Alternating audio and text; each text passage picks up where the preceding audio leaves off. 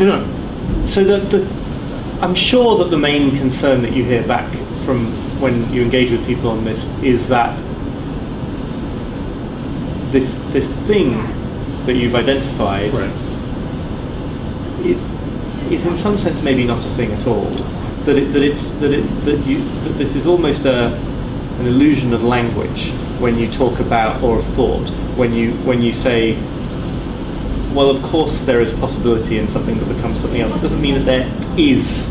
I mean, I lack the words to make this criticism, but you know what I mean? That there's nothing there. That's the crucial pivot. That's the crucial divide. Is it or isn't it? Right. Is it my imagination, my construct, or is it the real deal? Right. Because that's the crucial question here. Right.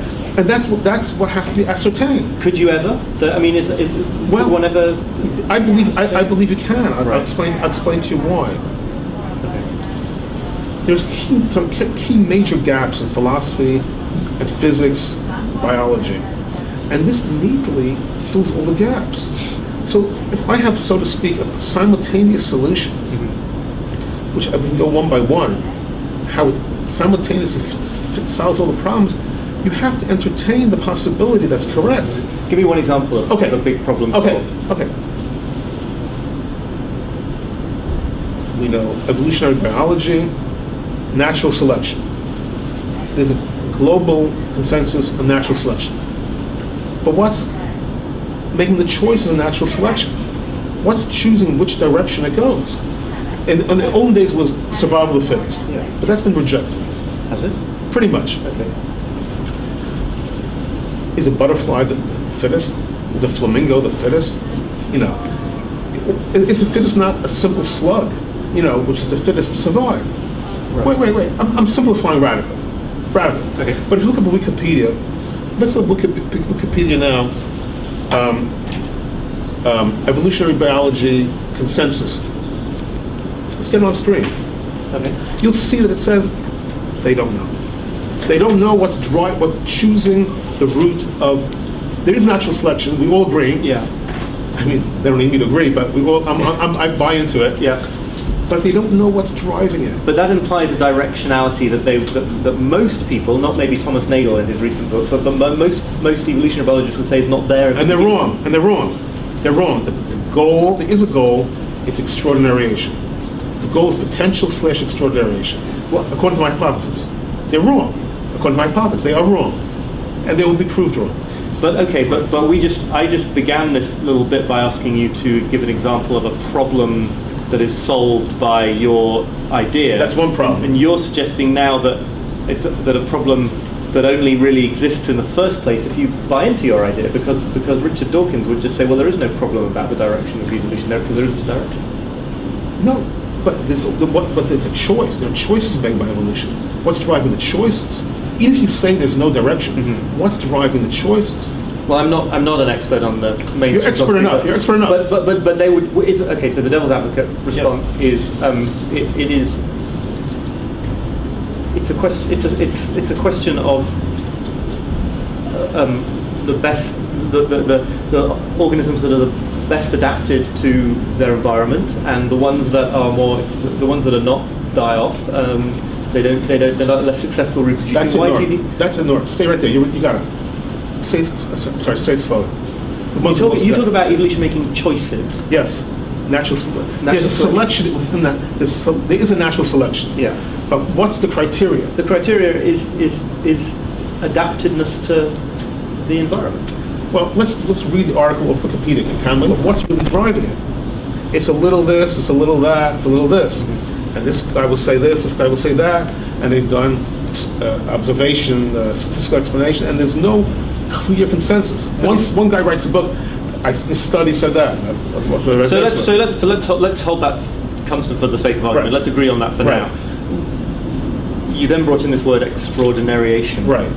Okay, so in my theory, what's driving the choices in natural selection throughout history is my concept of quest for potential, which has embedded at the end of it extraordinariation. Let me clarify that evolution is looking for three components when it makes a choice. and I'm playing evolutionary biologist, please forgive me. Okay. I get away with a lot of stuff, and Okay. I have to do this to do my craft. Okay. I have no choice. Okay. It looks for survivability, Yep.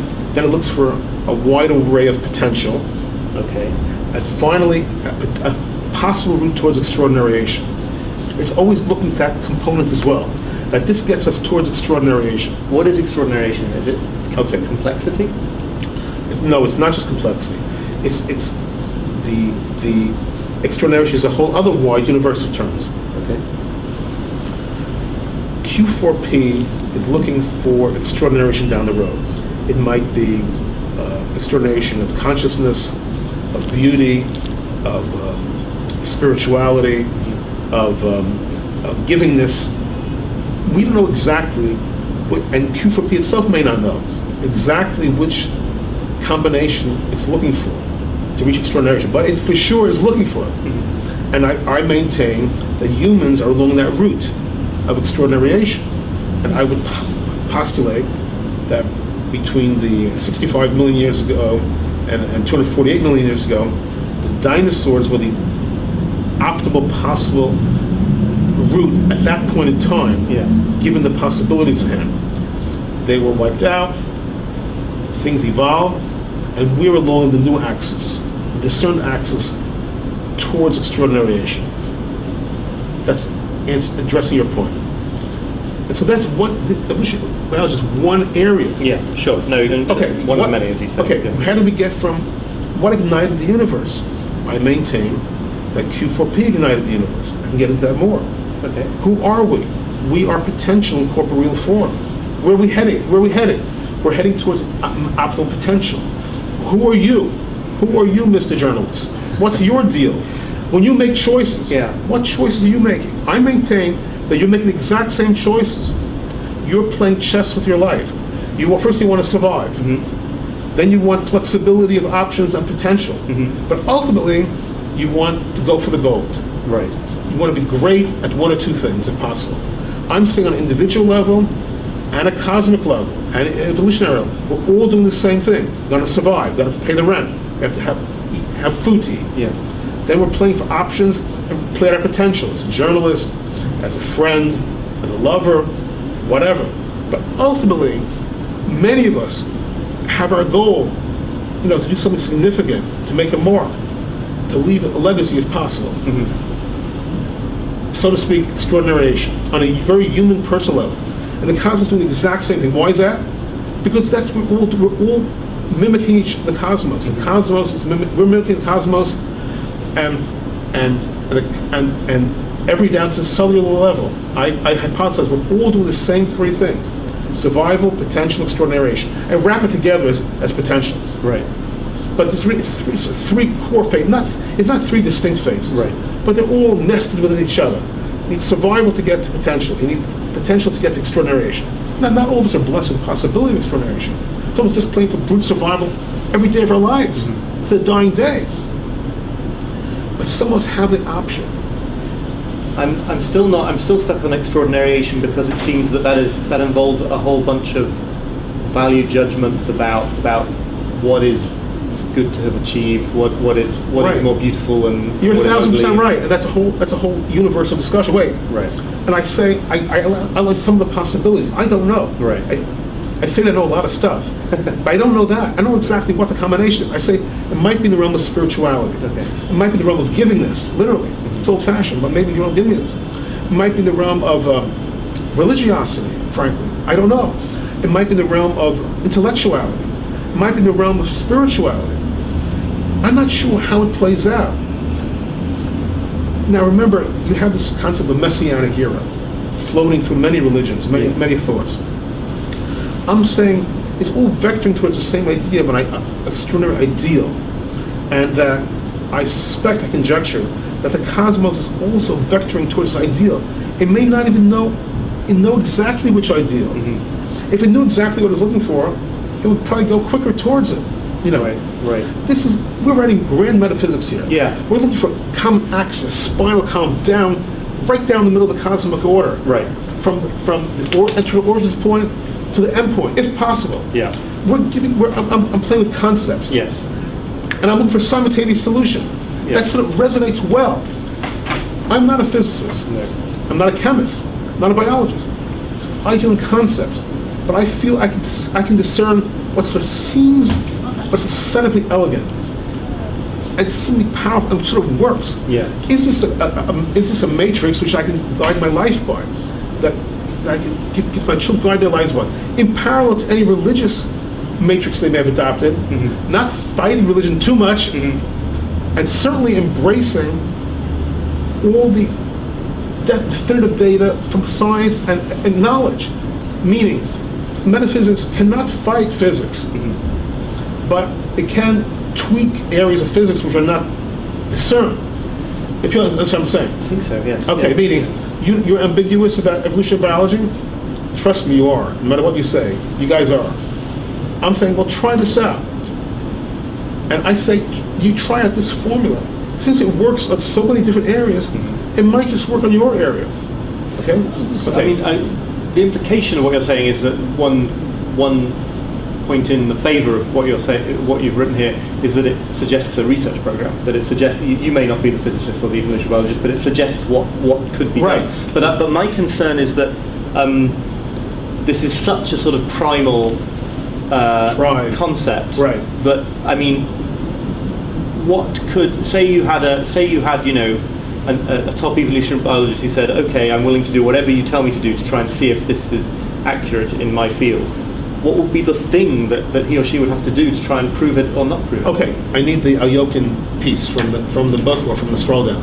Okay, so we lucked out a ecologist professor, read the books, and he says it works in evolution. It works in ecology. In ecology. Okay. And it matches the current scientific paradigm in ecology. Right. And I'll give you the piece, and you actually might want to speak to me. Okay. Yeah. And he suggests proposes a working hypothesis, overarching working hypothesis for many fields. If each field in itself should check it out. So that's really what you're angling for. Yeah. I mean, an example of what would be the thing that would be. What would be the results that would either confirm or disprove your way of seeing it? Right, I really hope Nora comes back with the open piece, because we have it readily all over the place. Okay, well, while I'm waiting, I'll bring you back to it. Right.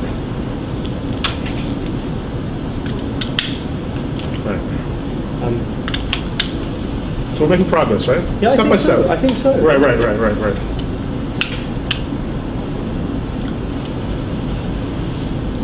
Again, it's not that it doesn't make sense. It's that you want more. It's that it might not be. It's the strange feeling that in saying something so large, you might have said nothing. If I'm being total devil's advocate. That's fine. Okay, you really probably want part 2, but then you can read part 1. But then what do you want? Part 2 is ecology. Here, start here. Let me start there, and then you track back.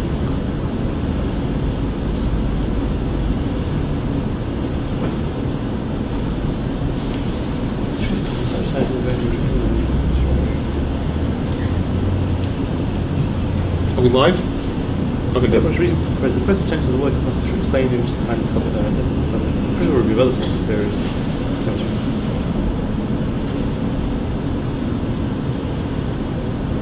Well, it's certainly a good it's certainly a good point in your favour. I'm trying to work out what he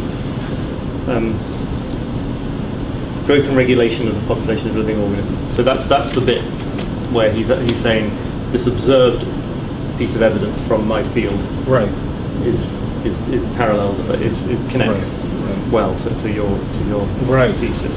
Right. I mean, now it's always the counterfactual, though, isn't it? It's like what situation would have to pertain for him to be able to say, well, clearly Birnbaum is wrong?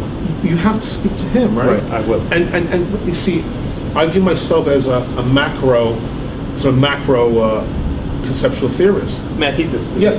Or if you want to call macro artist. But there's a limit to what I can do. You understand? Quite, yes. And remember, I'm proposing a global paradigm shift across the board. All fields, intellectual, academic, scientific. This is proposing a global paradigm shift. Global on everything, on every area. What has been, I mean, you've given me some Right. very positive, what has been the general response? Not from, I mean, I appreciate, Right. very importantly, ecologists, mathematicians and physicists, but what has been the response of philosophers in general to Okay, well, this book? in general, there are two classes of response. Many people just don't understand what I'm saying at all. Okay, and we had reviews mainly positive. Maybe there's one in 30 was a little hysterical, Okay. and we couldn't quite understand what they said, but we posted it anyway on the site, just for the sake of full disclosure. Right, yeah. I would say that like this. It turns out very interesting that people in theology are quite simpatico, to our surprise. People in academic philosophy are a little hostile. They're not hostile toward the concept, they're hostile towards me. And that's what comes out. Huh, why do you think that is? Well, you tell me. But I mean, hostile toward me, an outsider. Who the hell is this guy telling us what to do? Telling us that we got it wrong? You know, who the blank does he think he is? Something like that, you know, he should go kill himself. Basically, sooner the better. Right. I think that's the guiding theory. Right. Yeah. And the physical sciences, we want them to engage, and remember, usually, it's very important, usually people write to one or the other constituency. I mean, I call one the soft constituency, theology, philosophy, metaphysics, like a gentle constituency. Yeah. Then you have hard sciences constituency, physics, chemistry, math. Yeah. Usually people write for one or the other. Yeah. But here I'm writing for both. Yeah. I'm saying it's the same story. Yeah. And look, I've been at this since I'm 10 years old, basically. And I only came up with this Q4P at age 32. Right. Now, I'm 63. I'm 43, 44, but I'm 63. Right. It's now 30 years into this, since I'm observing it, etc. I see it works. I don't see a contradiction from any field. I see it more and more. I see people buying into it, and I don't see it's right. I see it's very powerful, very elegant. All right. I think it's aesthetically elegant. I like that. As a regular citizen of this planet, I like things aesthetically elegant. I like it. It's simple but sophisticated. It's simple, potential, but it's sophisticated because yada yada yada. It's this, this is this. So I like it that way. It's just the right zone. And many scientists have said the eventual solution will be right in that zone, simple yet sophisticated.